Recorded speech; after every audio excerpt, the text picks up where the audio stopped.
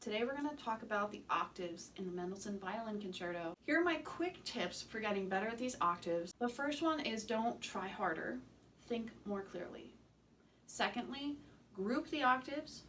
Thirdly, grid your groups. I'll explain what I mean. Fourth, lean into how each group feels physically. And then fifth, put it together slowly with a clear and easy right hand. Okay, cool. So first of all, don't try harder. If you've been practicing this section and you feel like you just keep on working harder and harder and it's not getting better, just stop, please. Stop. Step back. I do some of my best practicing without my violin in the room. I sit, I look at music, and I think about what's going on, what problems I encounter, and how I might be able to unpack, untangle, and improve those issues. So now let's talk about grouping the octaves. We have a series of 9 octaves right here at the beginning, and I don't think I thought of grouping them until like last week or this week. Honestly, guys, our brains don't do great with that much information in one cluster. So if you can group it into something that makes a little bit more sense, for instance, what if you grouped them based on which strings you're playing on? So you have 3 on G and D, 2 on D and A, and 4 on A and E. So what if you tried grouping them that way? All right, once you've grouped them into something that makes sense for you, then start practicing the individual groups and unpacking what's challenging about them. That's our third point, and it's grid the groups. What I mean by this is I want you to think of the violin left hand as if it's working on a grid. The fingerboard is your grid, and as you play these octaves, you're moving smoothly, almost like you're in a video game, from one grid to another. I always think this when I hear Hilary Hahn play. I imagine that in her mind, the fingerboard is a grid, and there's no mystery there. She just knows exactly where to move her fingers. I'm not there yet, but I love imagining that's how she thinks, and maybe that's how some of us could play better. Think of the fingerboard as a grid. All right, so let's grid our groups. And let's start with the easiest group of octaves, which is not the first 3. All right, we're gonna start with the second group of octaves, which is on the D string. We have D and A. And for me, I'm going to do this up, down, and it's a first position to third position. So I'll play just the lower note first, and then I'll add the higher note.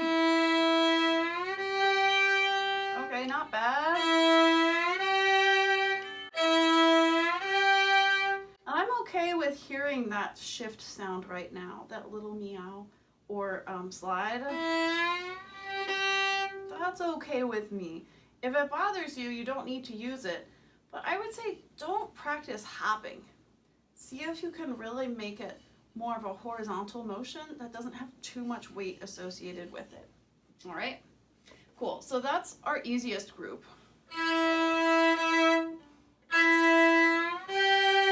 Let's go to now our G string and D string group. All right, already we're practicing this in a way that is probably a little bit weird for you. That's good though. Your brain's gonna be like, what's happening? And while it may be harder at first, I can almost guarantee that as you practice it differently, when you come back to play it, you will think of it differently and you will have better insight into why it's working or why it isn't, okay? So here we go. Let's do the first group of octaves. We have 2 octaves in second, and then we go to high third. Okay, already. If I say that to you, can you play 2 octaves in second and then move to high third position? Already, I think you would wonder, oh no, is the intonation gonna be rough? So let's see, second position.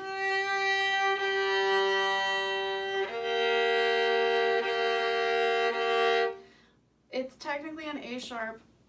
Do you know that I'm thinking of it as a B flat? I am.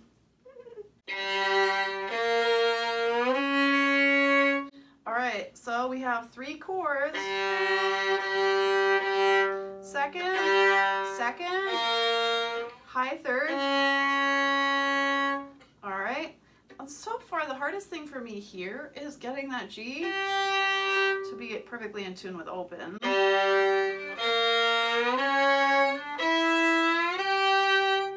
Okay, that is so satisfying. Even if you just get these two groups, it's so satisfying to start getting that in tune. All right, and now we have one more group. This is going to start on an up bow for me. You can think of it as written A sharp to C sharp, or you could think of it as B flat to D flat. And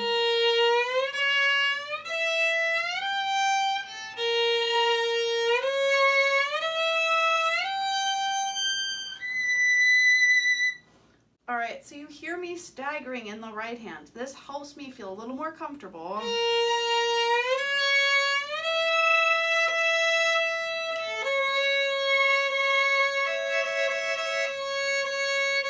This is down, this is up. That's the octave to feel most comfortable with. It's normally out of tune.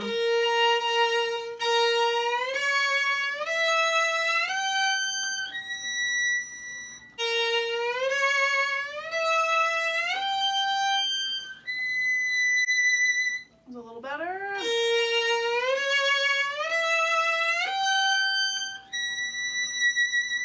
All right, good. So it's pretty easy to group 1 and 2 together. And then we need to group 3 with 1 and 2. Let's try it. I'm going to go nice and slow. That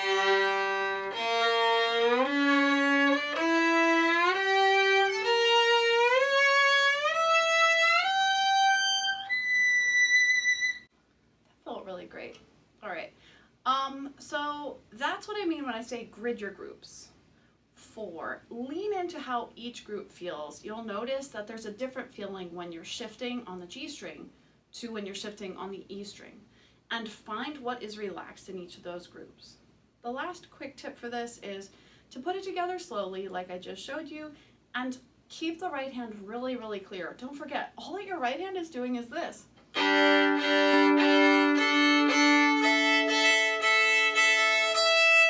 Right? If we add the chords to that,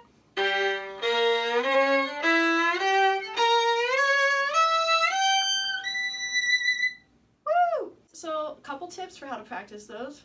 Fun, I mean annoying, I mean fun octaves. Thanks for subscribing. Like this video if it was helpful, and stay tuned for more.